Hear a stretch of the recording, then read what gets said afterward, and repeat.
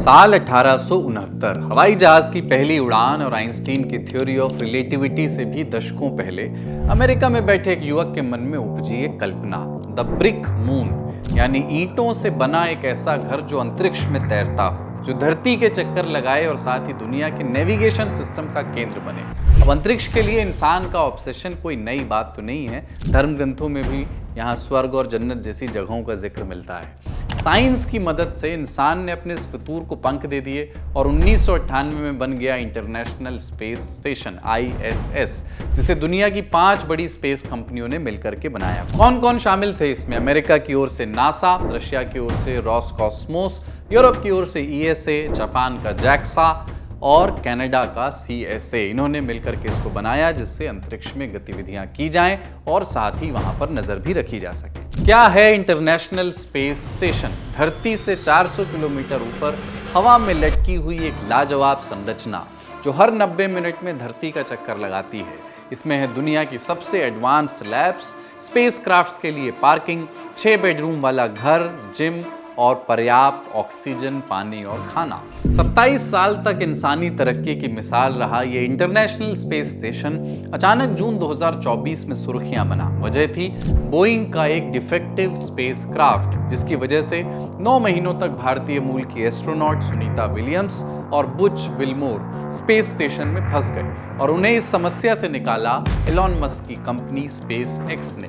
आखिर ऐसा क्या हुआ था जो सुनीता विलियम्स की 8 दिनों की ट्रिप 9 महीनों की आफत में बदल गई? इतने महीनों तक स्पेस में रहने से इंसान के दिमाग और शरीर पर क्या असर पड़ा होगा और कैसे एलॉन मस्क की कंपनी स्पेस एक्स इस समस्या का निपटारा करने में कामयाब हुई? आज के एपिसोड में जानेंगे इन सब सवालों के जवाब। नमस्कार, अपन है कुलदीप और आप देख रहे हैं जटिलता का विलोम और सरलता का पर्यायवाची, आसान भाषा। Brought to you by Punjab National Bank, भरोसे का प्रतीक।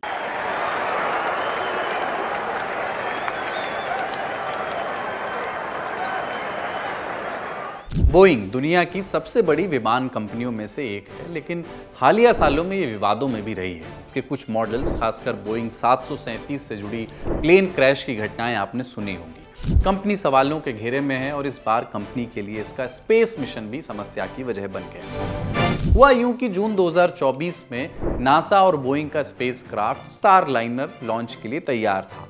इसे एटलस 5 रॉकेट की मदद से इंटरनेशनल स्पेस स्टेशन पहुंचना था।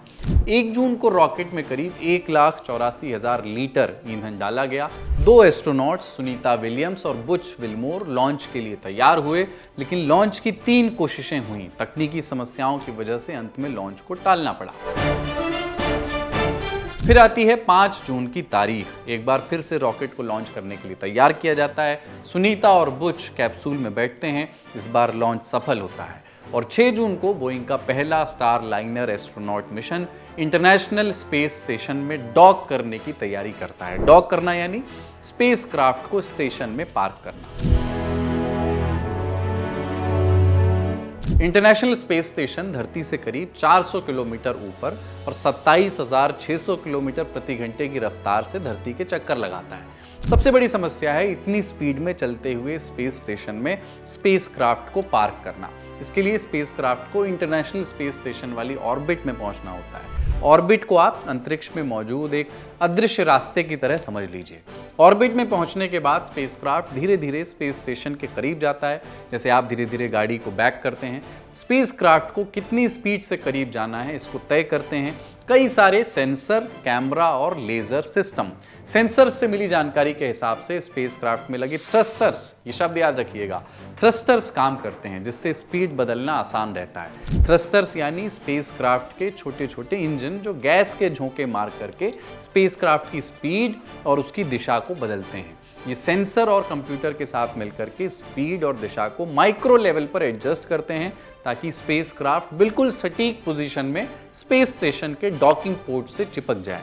लेकिन 6 जून को डॉकिंग के वक्त स्टारलाइनर स्पेसक्राफ्ट में मौजूद 28 में से 5 थ्रस्टर्स बंद हो जाते हैं। इस वजह से डॉकिंग की प्रक्रिया रोकनी पड़ती है। कुछ वक्त बाद फिर से डॉकिंग की कोशिश की जाती है। इस बार सफलता मिलती है और सुनीता विलियम्स अपने साथी के साथ इंटरनेशनल स्पेस स्टेशन के अंदर पहुंच जाती हैं। भले ही स्टारलाइनर स्पेस स्टेशन में पार्क हो गया, लेकिन इस दौरान एक और खबर सामने आई कि स्पेसक्राफ्ट से हीलियम गैस लीक हो गई है। ये गैस स्पेसक्राफ्ट का ईंधन नहीं है, लेकिन ईंधन जले इसके लिए ये बेहद जरूरी है। कैसे? रॉकेट के टैंक्स में लिक्विड फ्यूल और ऑक्सीडाइजर भरे होते हैं। इन टैंकों में प्रेशर बनाने के लिए हीलियम की ज़रूरत होती है। आपके मन में एक सवाल आ सकता है कि गाड़ी में तो हीलियम की ज़रूरत नहीं पड़ती। वो इसलिए क्योंकि गाड़ी धरती पर चलती है। यहाँ फ्यूल टैंक में प्रेशर बनाने के लिए एयर प्रेशर और गुरुत्वाकर्षण की ताकत पर्याप्त है। लेकिन स्पेस में ना तो हवा है साहब और ना ही ग्रेविटी, ना ही गुरुत्वाकर्षण। इसीलिए ज़रूरत पड़ती है हीलियम की, जो टैंकों में भरे फ्यूल को पर्याप्त मात्रा में इंजन तक पहुंचा सके। हीलियम लीक होने से इंटरनेशनल स्पेस स्टेशन में डॉक हुए स्टारलाइनर की समस्या और बढ़ गई। असल में स्पेस स्टेशन से निकलते वक्त भी थ्रस्टर्स की ज़रूरत पड़ती है, तो बिना हीलियम के नहीं किया जा सकता ये काम। माने स्टारलाइनर का इस्तेमाल अब रिस्की हो गया।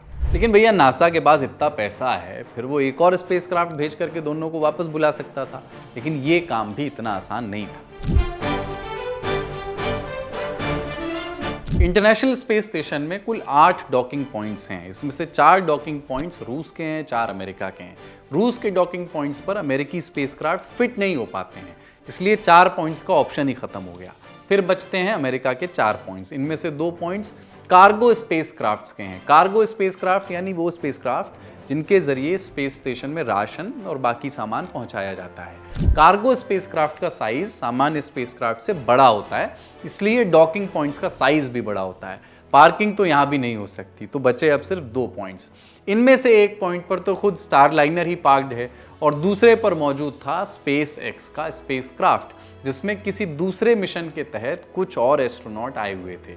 यानी मामला इस समय विकल्पहीन हो चला था। अगर आपके मन में ये सवाल आ रहा है कि भाई ये लोग स्पेसएक्स वाले स्पेसक्राफ्ट में बैठकर चले आए, तो ये कोई बस या कार नहीं है कि 5 की जगह 6 लोग फिट हो जाएं।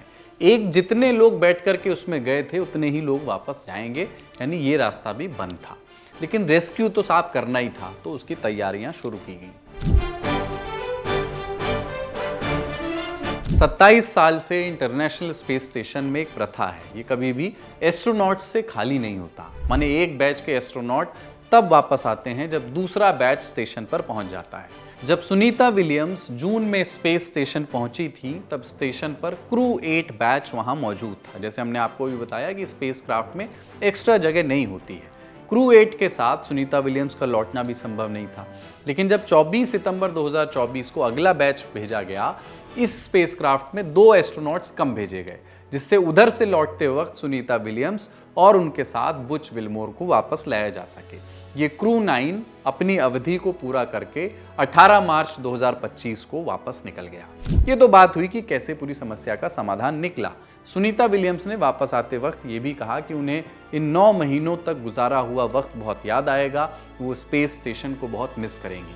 लेकिन स्पेस में रहना खतरे से खाली नहीं होता। लंबे समय तक स्पेस में रहने से शरीर को कई चुनौतियों का सामना करना पड़ सकता है।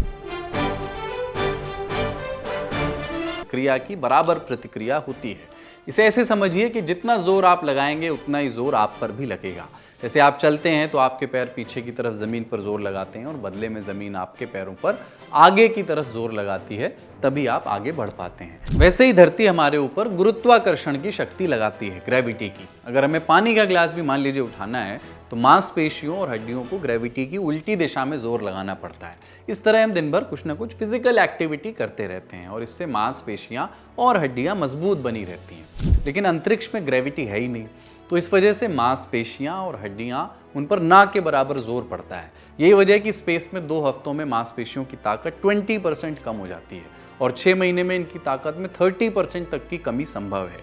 हड्डियां भी हर महीने 1 से 2% कमजोर हो जाती हैं। फ्रैक्चर का डर रहता है। इससे बचने के लिए अंतरिक्ष यात्री रोज 2.5 घंटे पसीना बहाते हैं, वेट ट्रेनिंग करते हैं, ट्रेडमिल, साइकिलिंग सब कुछ करते हैं।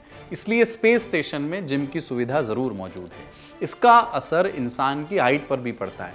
जैसे अमेरिकी अंतरिक्ष यात्री पेगी विटसन अपने एक इंटरव्यू में बताती हैं, स्पेस से लौटने के बाद मेरी हाइट लगभग आधे से पौने इंच बढ़ गई थी, लेकिन ये असर टेम्परेरी ही रहा। वापस आने के 24 घंटे के अंदर ग्रेविटी के कारण मेरी हाइट फिर पहले जैसी हो गई।